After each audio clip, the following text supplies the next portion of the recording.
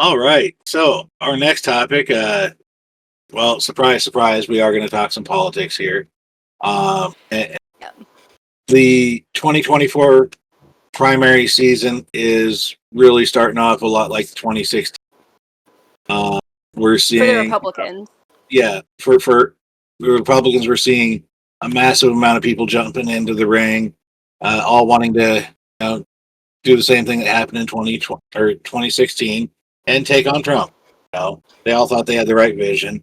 And with Ron Desantis announcing his campaign last week on Twitter, we thought this would be a great time to just give a rundown of all the people that are currently running and the ones we kind of suspect are going to be running based on what's already been said, done.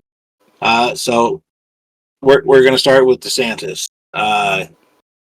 Derek, if you want to pull that page up, basically it's his announcement page. I'll give you a quick rundown. I'm running for the president of the United States because I want to lead our great comeback. Our country is going in the wrong direction. We see it with our eyes and we feel it in our bones. Our southern borders collapsed. Drugs are pouring in. Cities are being hollowed out by spiking crime. All very compelling stuff. The only thing I was missing when I'm looking at this, I don't really see what he actually plans to do about it. Uh, Yeah. when you're going to call it the Great American Comeback, well, tell me how you're going to come back. And maybe that's, going to come with the rallies and the speeches. And so he doesn't want to give everything away because you do want to hear new stuff. That's what you go to rallies for and speeches for. But again, I do agree that we need the method so we know how he's going to do it. And I think that's something that other candidates have done particularly well is kind of say exactly what their very niche goals are in each thing. With DeSantis, I think it's I like DeSantis as a governor. I think he's a great governor of Florida, and I think he's done some really great work. And I think that he does have the upper hand as far as the reactions, to things that Trump has said. We all know that even before Ron DeSantis started running, we had Trump calling him Ron DeSanctimonious. And he always comes up with these childish nicknames, right? And I'm not trying to just like crap on Trump here. I'm just saying this is he's showing more presidential behavior by not coming back with that and being very respectful, considering the fact that he's being attacked by Trump even before he decided, to officially run. And so that's something I do appreciate is he does speak very presidential. He does sound very presidential. He's a good family guy. He's got a wife and kids, and I appreciate that in a candidate. He practices what he preaches, and he's a veteran, and so I do like that as well. He's definitely got a fighting chance in this primary, I think. I think, unfortunately, for him to actually win the primary, he is going to have to get his hands dirty with Trump. He can't just turn the other cheek the entire time because that's what Jeb Bush tried to do. That's what Marco Rubio tried to do. It didn't work for them then. It's not going to work for just now. That's the unfortunate part. Yeah. With receiving donations, and not just the grassroots ones, but from actual big donors, they're going to expect to see something to show that he stand up to somebody like Donald Trump. But I think the issue with fighting back against Trump is you have to do it in a way that's more diplomatic than Trump coming in with these insults. And so that's where I think he's going to thrive, is he's going to be able to come back but not stoop to his level, I guess is what I'm trying to say. He won't stoop down and call him like Drumpf or something like that. Instead he'll come back with, I guess as Ben Shapiro would say, he'd come back with like facts and logic and use that as a way of attacking him as opposed to maybe here's a childish nickname. Absolutely, maybe, and we can hope for that. Again, I'm not 100% saying Donald Trump is my man.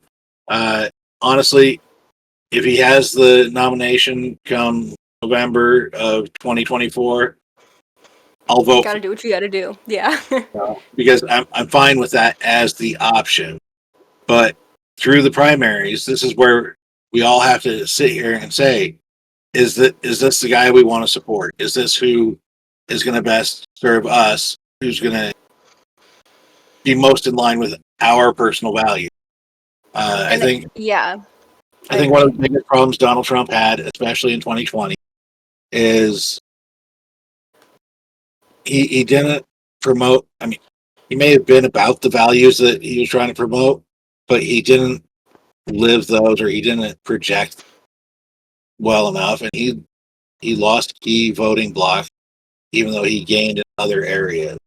And that's Uh, what DeSantis thrives in, I think, is winning over those because he lives exactly what he's preaching. And another person, because again, we don't want to spend too much time on specific people, yeah, because we yeah. could go on and on about Trump and DeSantis, I'm sure. But another person who's running for president who declared fairly early, Vivek Ramaswamy. I'm so sorry if I butcher that name. I'm very bad at it. You said it right. I think you did I based on did. I'm so based on proud of some of the myself. podcasts I've seen.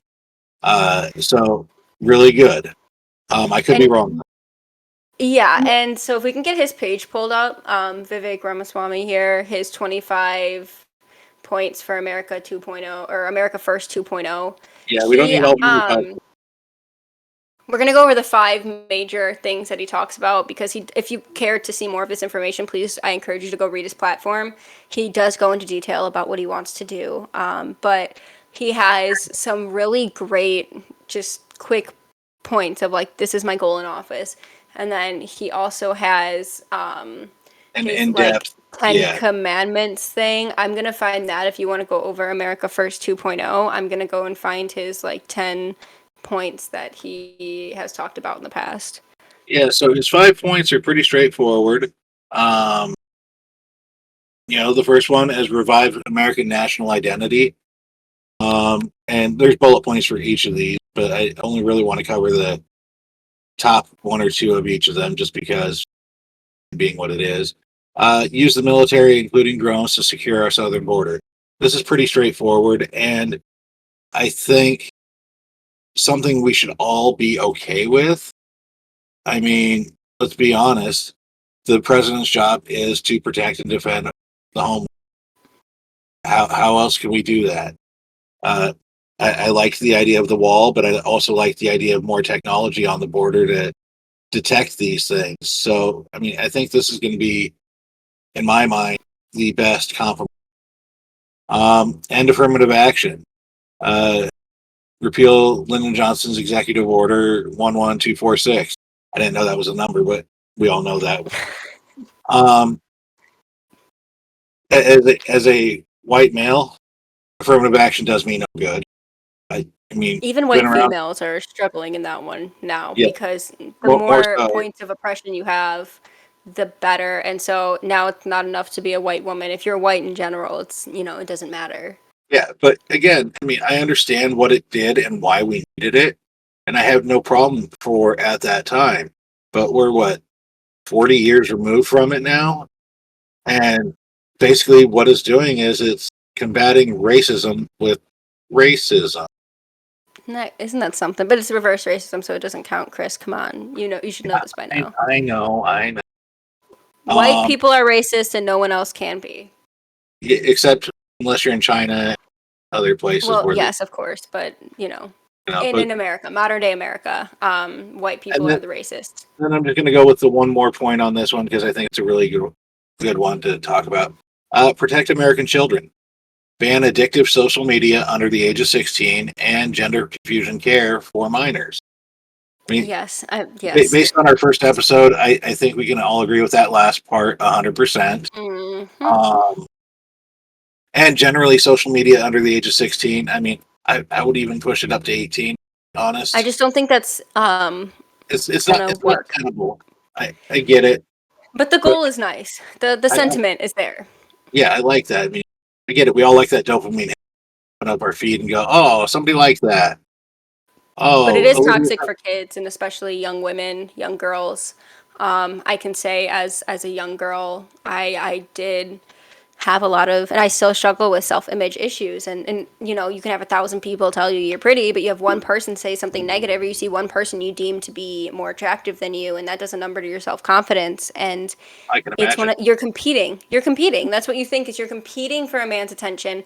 And, you know, that's where the feminists come in and are like, you don't need to compete for a man's attention, but you do. Because at the end of the day, when you want to grow up and you want to have kids and you want to have a family and you want to have that unit in your own home, you need to make sure that you are attainable and you are desirable to men. Absolutely. And that's the thing, is that there's so many women out there who, you know, they do like breast augmentation, or they make themselves look, you know, so much better with makeup. And I know I was talking to Derek about this earlier. Some women just cake makeup on their face, and this is as I was doing my makeup, and I don't do that. I do dye my hair, but like I don't try to wear too much makeup, because I know that that's a standard that has been set, but also a standard that's unrealistic. But Well, it's so hard as a 14-year-old to understand that. here's something. I hope anyone listening, as a guy, I can tell you, I want you to wear less makeup. Yeah, I've heard that, but that's something that as you get older, there's more of an You learn appreciation for that natural beauty. Whereas when, I'm sorry, Chloe's about to attack a squirrel. When you're looking at like you're 14, you see these beautiful women who now all of your guy friends are like following these supermodels, and you're like, oh, I wish that could be me, because my crush likes this like supermodel, Yeah. and she has all this makeup on, and so when you're younger, you don't have, and that's where, and I don't want to get into this argument too much now. Again, this will be another episode, but that's where I think the adult film industry has absolutely ruined young adults and young people in this country, but so has social media and the Males and and the females, by the way. spread of that. Oh yeah, both. That's what I'm saying. It's destroyed the image of what a real, authentic woman is, instead of these like, you know, chopped up supermodels, and it's also ruined how girls think they should look. So it's ruined it on both sides. What's desirable and what's realistic for everybody. And I know we want to move on, so I'm just going to make a quick point about that. I mean, I grew up without social media. It wasn't a thing when I grew up. So, yes, these sorts of standards existed, but they weren't 24 hours a day, 7 days a week, everywhere you were at. Yeah. It wasn't the highlight So, reel of people's lives constantly in your face telling you need to do better, because that's a so problem. if I wanted to idolize a model, I had to go buy Maxim magazine to go, you Right. know, there was only so many outlets I could find that in. So, I mean, it wasn't every super attractive girl putting it out there every medium possible every day. Mhm. And I think it was better back then for that Mhm. reason. Exactly. And I think that, yeah, no, I agree. I don't want to get too much into the topic again, so I'm gonna go ahead and move on. If you want to keep talking about the other points that he has on that Um, page. Unleash the American economy, achieve greater than 5% GDP growth. I would love to see this happen. I mean, I think anything better for the economy at this point, I think most people would Trump agree. got us really, really close to that. And I think he got his hands tied behind his back a little bit. But if he could have actually done it, I mean, it would have been. Yeah. Well, and I Um, think that if he was able to have a second term, especially getting through this oh, whole yeah, COVID stuff, it would have happened. yeah, we would came out on the other side of COVID and been in an amazing position. But Right. sadly, I don't have a time machine. Do you have one? You know, if I had one, I think I'd use it for other things, but this would still be on the top of my list. If I had one, you know what? We'll make one. That'll be our big, entrepreneur. I'm Donate to gonna Patreon so we can create it. I'm gonna interject a separate point. I'm actually happy Trump didn't get elected this round, and my Why? reasoning is I the mean, economy was gonna take a dump no matter what, whoever was in office, because of the all the if you COVID. all the COVID stimulus. If you look at the market, Yeah, it went from kind of like at its normal rate, and then it just ticked up yeah. We super we high. blew trillions of dollars into the hands of the American people, businesses, Yeah. any project that someone wanted to have function.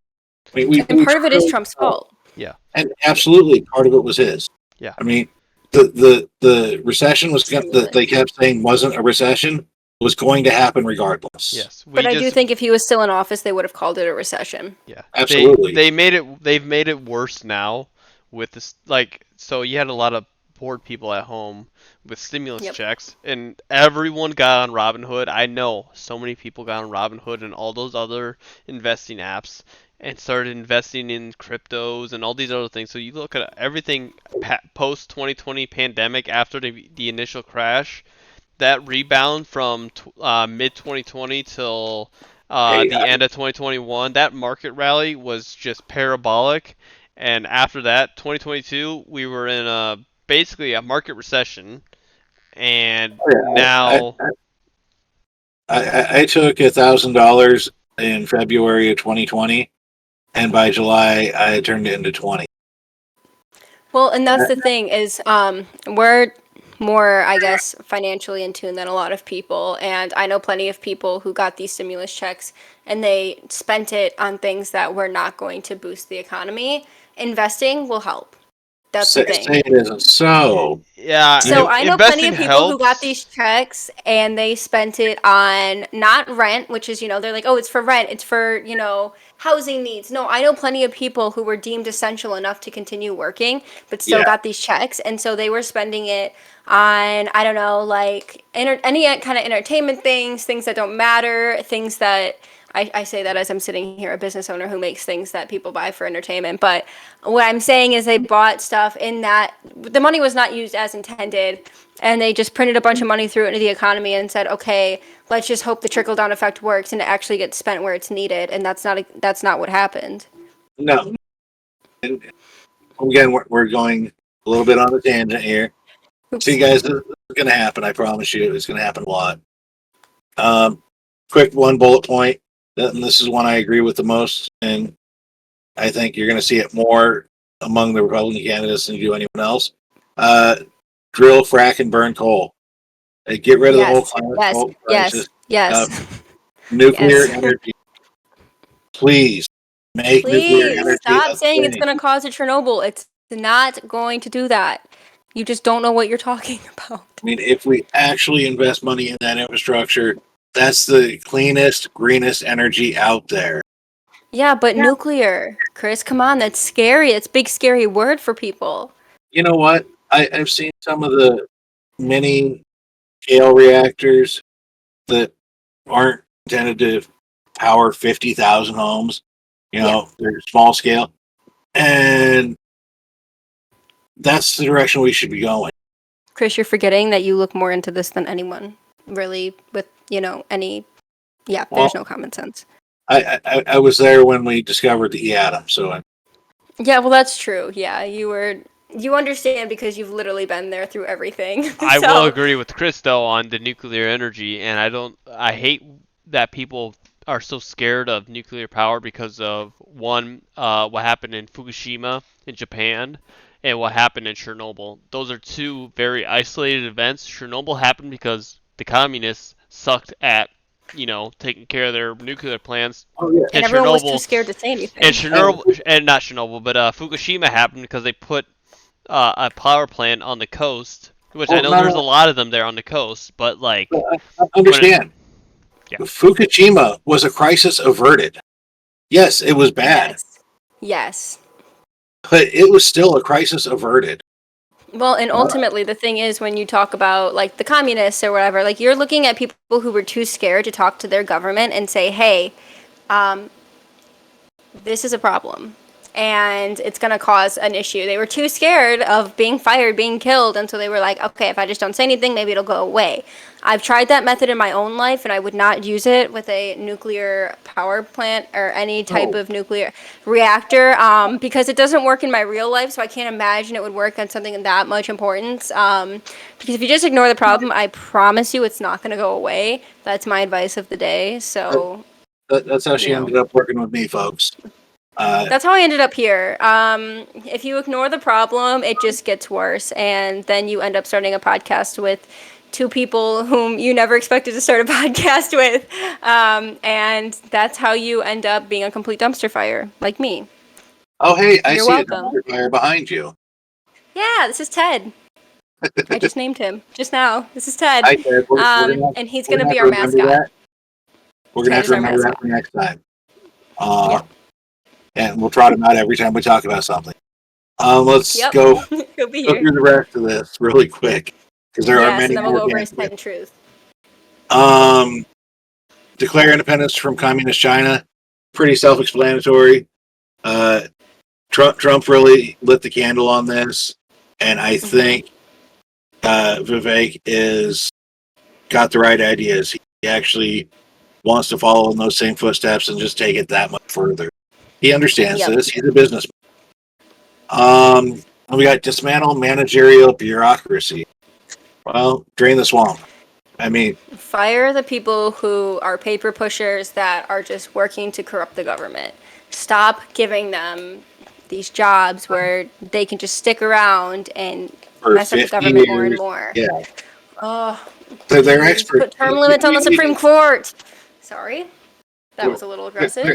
They're experts. They're experts. Yeah, and I can be an expert after reading a book too. Yeah. Let's agree that this is a good idea. Yeah, and And then I'm sorry. the Continue. final one: end weaponization of government and financial market. Yes. Quit. Sorry, I'm getting really passionate. Threatening us I with like the Fed. Vivek. Quit threatening us with the Fed. Perfect. Please stop. Please stop hiring IRS agents and threatening me with them. Please. Yeah. And then I quickly want to also pull up, I just added it here, the 10 truths that Vivek has on his website. If we can add or pull that one up. Kind of like his 10 commandments, I suppose. Sorry, I'm but a boomer. Oh wow! I cannot I pull like things up these. correctly. I know, crazy. So he quotes Thomas Jefferson at the top, saying, "We hold these truths to be sacred and undeniable." And he goes through, God is real. There are two genders. Human flourishing requires fossil fuels. Reverse racism is racism. An open border is no border. Parents determine the education of their children. The nuclear family is the greatest form of governance known to mankind. Capitalism lifts people from poverty. There are three branches of the U.S. government, not four, and the U.S. Constitution is the strongest, I can never say this word, guarantor of freedoms in history. So Yeah. I don't want to comment too much on it because I feel like those are very self-explanatory if you have a brain. So those are his 10 truths, and then we can quickly touch on the other people who have declared running. We're not going to pull up their pages because it will take way too long to do that. But there are other people who have formally declared that they're ready? running. You ready? Speed reading. We got Tim Scott, Nikki Haley, Larry Elder, Asa Hutchinson. Chris Christie is expected to announce next week, along with Mike Pence. And then, of course, the real Donald Trump. Oh, And then we also have that Yay. I have an inside source with the Yay at 24. I don't want to say campaign because it's not elected yet, but the group of people that work with Yay. I do know someone that works in that group and has told me that they have not formally announced yet, but they have a very large budget and are really looking forward to having a kickoff event in the near future. So that's the most I can say. That's the most they would give me. But we do know that he will be running, he will be declaring, and he will be filing shortly. So. yes. You know what I noticed about, because I actually went through all these pages, Olivia, as you did too. You know what the one thing I noticed the most when I did that was? The format. With the exception of Trump and Vivek, I think they all use the exact same web designer template to put their web pages up. They They're did, and very cookie cutter. they picked the political one. They're like, oh, political office, that's the template I'll use. Instead of making it kind of their own thing, they just clicked that one and filled it in. So here's a tip for any of you candidates out there that might tune into this show. Don't do that. Do not. You can use it as a base, but be authentic, be different. Be yourself. This is what we want. Yeah. But then, moving on from these guys, Donald Trump. Olivia, I'm going to let you bring in the next topic because I know you have an opinion. I have an opinion. And dear God, why would he do this? Exactly. We have a tweet, or a truth, I'm sorry. We have a truth from the one and only Donald J. Trump, who has decided that while turning on so many other of his allies, he's going to now turn on former White House Press Secretary Kayleigh McEnany. So he calls her Milk Toast here. I'll read the full thing. He said, Kayleigh Milk Toast McEnany just gave out the wrong poll numbers on Fox News. I'm 34 points up on DeSanctimonious, not 25 up. Well, 25 is great. It's not 34. She knew the number was corrected upwards by the group that did the poll. The rhinos and globalists can have her. Fox News should only use real stars. And so there's a few problems with this, but the first being he spelled milk toast wrong. I'm sorry. I'm gonna be that person. It's there's a QUE in there. It's not milk like the drink, the beverage, the thing from cow, you know. Wow, that was a statement. My brain just like stopped working for a second there. And that's the first thing. He's turning on someone who could have not been more loyal to him. He is turning on someone who is reporting the news, and if you don't like the news, that's your choice. But she is a media personality. And not for nothing, but in my lifetime, I've seen many press secretaries. Yeah, all of them.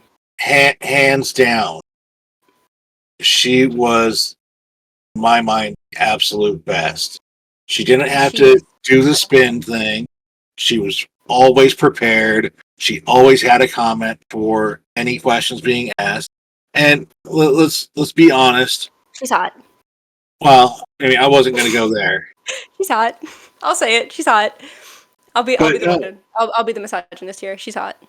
I'm fine with that. But no, she was always prepared. She fought the media, and more often than not, won. I mean, but I'm saying she's hot because it does help to be attractive in that field, right? Absolutely. And so having the support of someone who is that beautiful, also a mother, and she is a wonderful person. I mean, like, just, yeah, she's aggressive. Yeah, that's what you want in a press secretary. But to turn on somebody and call them milk toast and basically imply that they're drab and just not, effective. Yeah. I mean, without her, you would have lost by a lot more, is all I'm saying. I don't know. Does somebody need to tell Donald Trump that, size doesn't matter? I think they might need to, but I honestly believe that, like, he is burning every single bridge that he has ever created, and he does not realize the destruction that he's leaving behind, and that destruction is going to follow him. This has actually been, his MO. I mean, look at how many people who were in his orbit. Some of them probably shouldn't have been there in the first place, but that he literally cut loose the second they couldn't Ron provide DeSantis. any. Yeah. Well, just not just that, but they couldn't provide any value to him. Long list of people, and Kayleigh is. So, what I can't see why he would have ever said this about her. Well, and this is one of those. I'm laughing because it's just so bizarre. Like, that's just the last person I would have turned on, because it just. It's so surreal to me that you can have that big of an ego that you think that you can neglect somebody like her who's been loyal to you no matter what through so much. She was the reason that he did as well as he did in that election. Exactly. And the more you turn on people and the more that you alienate people, like he's alienating everyone until he has almost nobody left, but thinks he still has. It's like so many conservatives have now come out and been like, you know what, I'm going to disavow this, because he is, now he's really turning on people who have done nothing but be there for him and work for him and help him. It's just, it's a betrayal that not only did Kayleigh McEnany not deserve, but so many other people that he's done this to, because he cannot shy away from a fight. He doesn't have somebody to say, hey, don't tweet that, because guess what? He would just fire them. So, you know, It's amazing to me, though, that he did that town hall. He didn't do this type of thing. Which is so crazy because he does it all the time online. Yeah, he pushes back in every other situation. Like you said, he can't not fight like that. But he did the town hall, and he gave his pushback, but he didn't take it too far, and he didn't just keep. He wasn't going childish about it. I mean, where was that guy when this message went out? I want that guy campaign. I want that guy. Yeah. That's a very rare version of Donald Trump, though. That was 2016 Trump that we've seen in the past, but he's kind of dwindled away since the 2020 election and the 2022 midterms. We've seen a different side of him that's way too egotistical to hold a public office like this and truly expect to get work done. He needs that time machine to go find that guy again, because I would vote for him. Yeah. And so that's, you know, with Kayleigh McEnany, it's just somebody else, you know, it's just another person on the list that he is gonna keep. And I think he's gonna live to regret that one too. That's especially her. You know, the media is such a big player in elections, and now you're neglecting the one big media company that actually would, you know, say some positive things about you. But yeah, I mean, he is attacking one of his biggest allies, somebody that could actually have helped him in this next run. Hopefully, you know, one of these other candidates are smart enough to maybe try to talk to her and get her on board with whatever they're doing, because I think that'll be DeSantis, to be completely honest with you. If anyone gets her on board, it's going to be DeSantis, at least right now, looking at the field. Yeah, I don't know what her contract with Fox News is right now. I don't know what they're doing as a company, but I got to imagine she has the ability to leave if she wants to, and as long as she's not in the media sphere, I mean, she should be fine. She's a great ally. So that's just another example we have of kind of how this primary season is going, and how it's really starting to heat up. So, and at the end of the day, we talked about how many of these people there are, and I expect half a dozen more to throw their hat in the ring. And this is a good thing. For the primaries, this is a very, very good thing. I agree. It gives us an opportunity for the best person to actually rise to the top. And we should look forward to that. Any other final thoughts, Olivia? No, I think that's it. All right.